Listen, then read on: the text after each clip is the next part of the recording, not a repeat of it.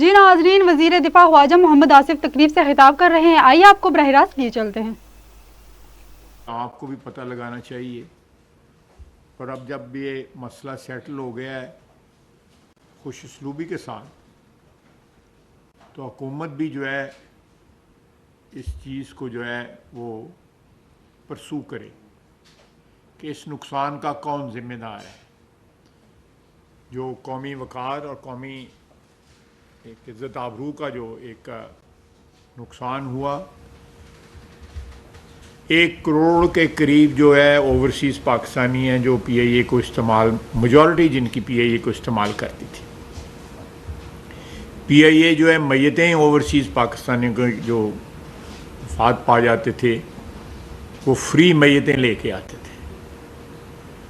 اب ان لوگوں کو زیادہ تو میتیں وہاں پہ دفن کرنی پڑتی ہیں، اگر وہ پاکستان لانے پہ ان کو مجبوری ہو، جو ان کی خواہش بھی ہوتی ہے، لواحقین کی خواہش ہوتی ہے، تو ان کو ہزاروں ڈالر جو ہے وہ اس کے اوپر خرچہ اٹھانا پڑتا ہے۔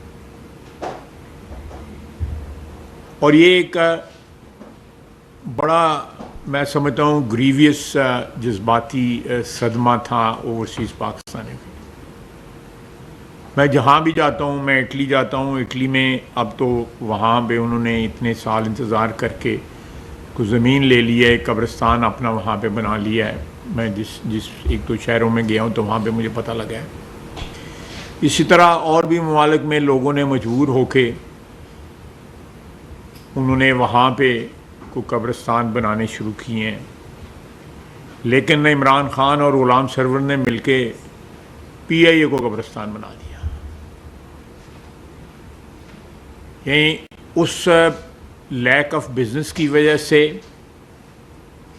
اس کی ریپوٹیشن کے میں جو ڈراپ آیا اس کی وجہ سے پی آئی اے ایک قسم کی جو ہے ایک متروک قسم کی ایئر لائن جو ہے وہ بن گئی تھی۔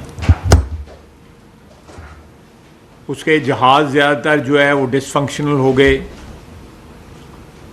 ان کے پائلٹس کی ریپوٹیشن جو ہے وہ مجروح ہوئی۔ یہ سارا کچھ جو ہے کیوں ہوا، کیسے ہوا، کس کی ذمہ داری ہے؟ میں سمجھتا ہوں یہ ہماری ذمہ داری ہے کہ یہ پتہ کریں۔ اور اب جب کہ یہ معاملہ جو ہے ایک خوش اسلوبی کے ساتھ ایک اچھے نوٹ پہ اس کا اختتام ہو رہا ہے، تو میرا خیال ہے کہ حکومت جو ہے، اور یہ جو بین اٹھایا گیا ہے یا ہماری ایئر لائنز کو وہاں پہ آپریٹ کرنے کی اجازت دی گئی ہے، ہم اپلائی کریں گے جو لائسنس، آپریٹنگ لائسنس جو ہے لیں گے۔ اب پہلے تو وہ ہم اس کے لیے اپلائی بھی نہیں کر سکتے تھے۔ اس میں پی آئی اے کے علاوہ میرے علم میں ہے کہ ایئر بلو کو بھی انہوں نے اجازت دی ہے کہ وہ بھی صرف یہی نہیں کہ ایک سرکاری پبلک سیکٹر میں ایک ایئر لائن جو ہے، بلکہ ایک پرائیویٹ سیکٹر ایئر لائن کو بھی انہوں نے اجازت دی ہے۔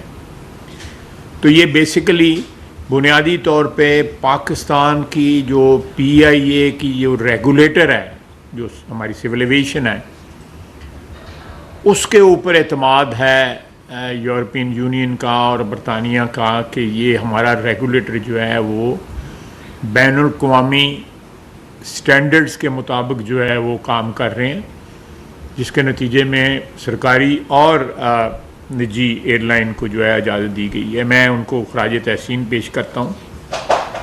ہمارے نادر ڈار صاحب اس کے ہیڈ ہیں،